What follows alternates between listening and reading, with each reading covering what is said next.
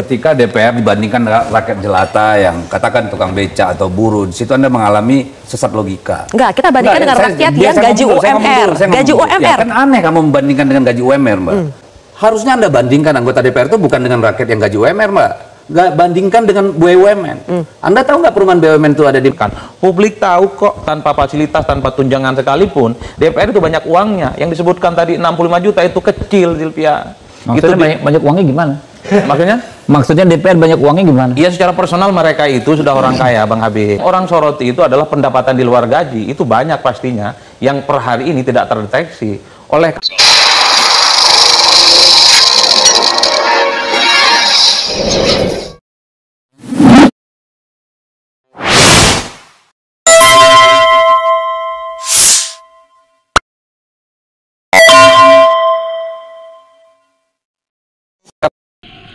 Assalamualaikum warahmatullahi wabarakatuh. Bahwa tunjangan yang diberikan 50 juta untuk perumahan anggota DPR per bulan kemarin itu tak bisa dibantah adalah pemicu demo anarkis yang terjadi kemarin.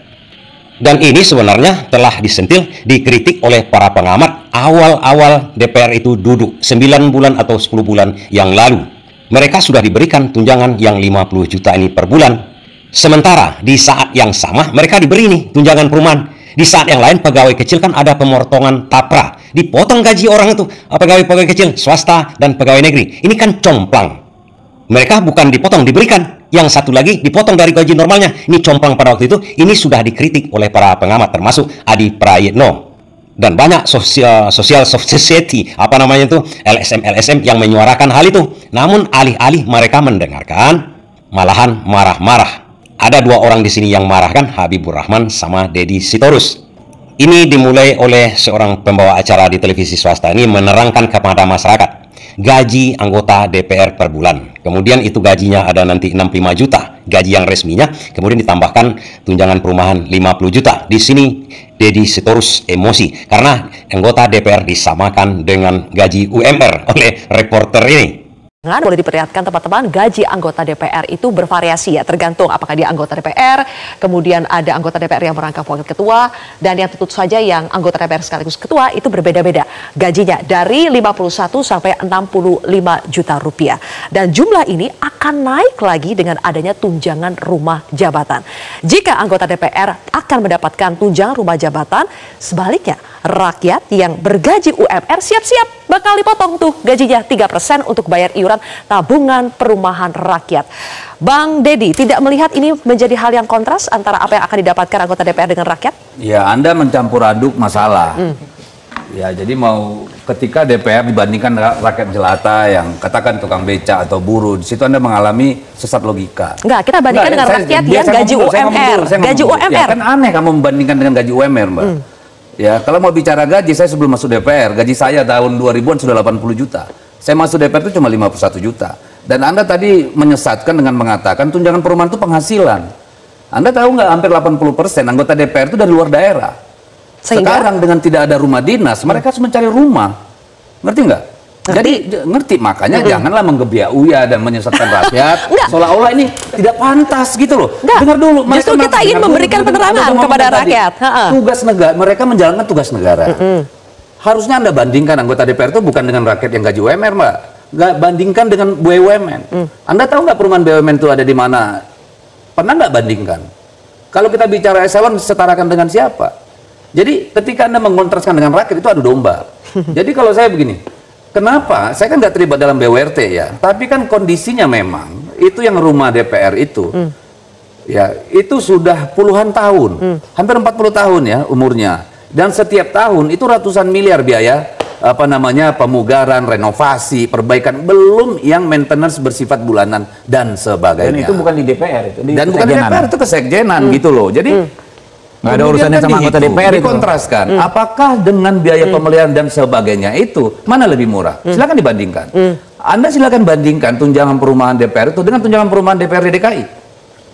Ya, coba di search dulu itu gitu. Jadi daripada kita DPR-nya selalu dibenturkan dengan rakyat gitu loh. Saya kira itu nggak fair Anda. Jadi cobalah anggota DPR Anda bandingkan ya. Karena ini kan lembaga tinggi negara. Nggak bisa dong bandingkan sama UMR. Saya agak kesinggung nih.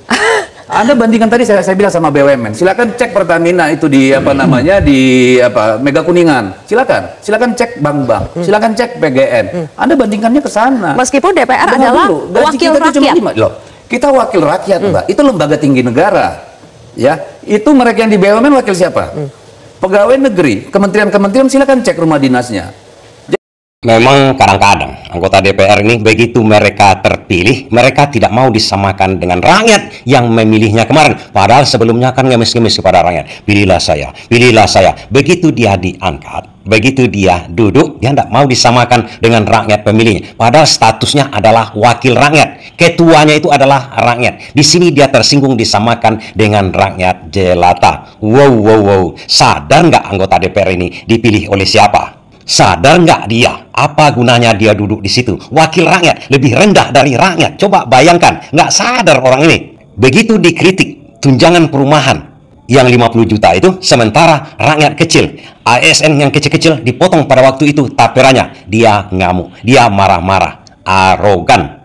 Jadi tak salah kemarin itu demonstrasinya berubah menjadi anarkis. Karena begitu dikritik oleh pengamat, didemo damai oleh mahasiswa, tidak didengarkannya. Tapi begitu rakyat mau memberi pelajaran dengan cara kasar, kan baru didengarnya. Dan yang lebih berbahaya lagi, Adi Praitno sebenarnya menguliti anggota DPR itu. Banyak uang-uang siluman yang lebih daripada itu. Kalau seandainya dikritik tentang uang 50 juta itu, ya udah, hilangkan saja. Banyak lagi, kata Adi Praitno, yang membuat Habibur Rahman emosi. Untuk Apple, Mas Adi, kalau kita bandingkan dengan apa yang dialami rakyat harus membayar iuran untuk tapera? Ya, saya kira memang secara prinsip begini, setiap pejabat negara itu kan mereka mendapatkan fasilitas, itu tidak bisa dibantah, dan itu diundang-undangkan sejak lama.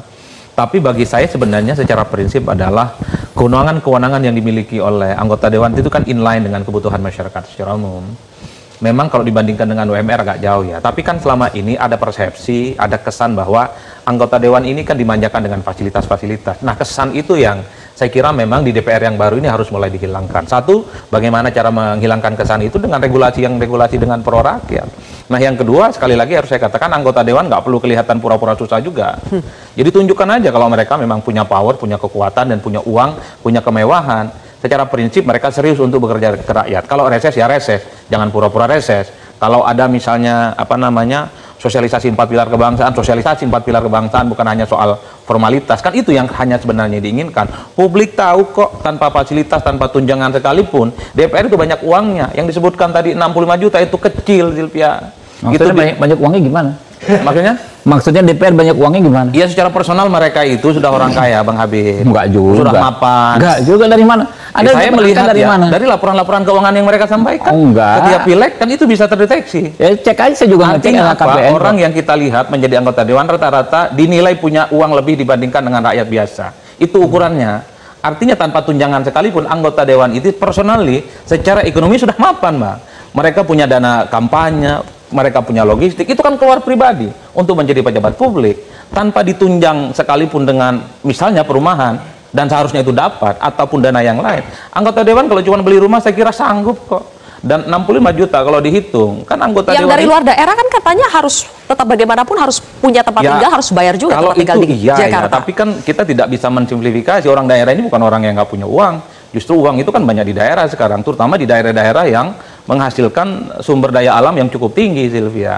Artinya apa? Yang ingin saya katakan adalah bahwa anggota Dewan ini secara di atas rata-rata menurut saya keuangannya lebih mapan dibandingkan yang lain. Makanya 65 juta itu sebenarnya kalkulasinya sebenarnya terlampau sedikit bagi anggota Dewan. Mereka kan iuran partainya besar, dari iuran partai pusat sampai daerah, rutin. Belum lagi misalnya konstituen-konstituen yang mereka hadapi. Yang orang soroti itu adalah pendapatan di luar gaji, itu banyak pastinya, yang per hari ini tidak terdeteksi. Oleh karena itu bagi saya, melihat bagaimana anggota Dewan ini dapat fasilitas, itu penting sebagai bentuk akuntabilitas tentu saja. Tapi di luar itu semua akuntabilitasnya adalah berupa kinerja, kan itu saja sih sebenarnya. Orang mau melihat anggota Dewan mewah dapat fasilitas, kerjanya oke, orang nggak ada persoalan kok. Yang menjadi persoalan kalau ada tambahan dana, ada tambahan fasilitas, tapi kinerjanya banyak hal yang bertabrakan dengan rakyat. Undang-undang diketok dalam waktu sekejap, dan itu tidak sesuai dengan aspirasi, itulah yang menimbulkan disparitas, bukan yang lainnya, Zilvia. Disparitas. Nah, kalau saja didengarkan oleh anggota DPR kritikan dari Adi Praitno, kemudian civil society yang lain, Bahkan reporter di sini pun kan ikut mengkritik itu. Kalau sempat didengarkan 9 bulan yang lalu, saya yakinnya demonstrasi yang anarkis itu belum tentu terjadi, kawan-kawan. Dan apakah kita bisa menyalahkan demonstrasi yang anarkis? Karena begitu damai, begitu dikritik, bahkan dibongkar rahasianya oleh Adi Praetno, mereka sama sekali tak mau dengar, malahan marah-marah.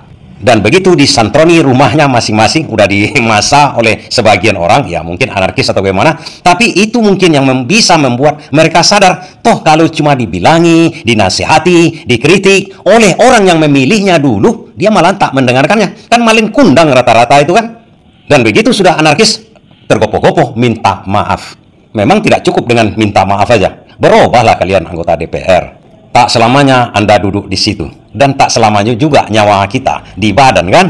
Sudahlah tidak disalurkan aspirasi, tidak didengarkan para demonstran. Aspirasi masyarakat pun tak didengarkannya. Mereka sibuk joget-joget. Siapa yang tak akan marah? Semut saja terinjak marah-marah, apalagi ini manusia. Durhaka kepada ibunya, kan gitu. Durhaka kepada ketuanya, dia cuma wakil. Tapi terkadang hanya sebentar, nanti diulangi lagi. Wallahu a'lam bishawab.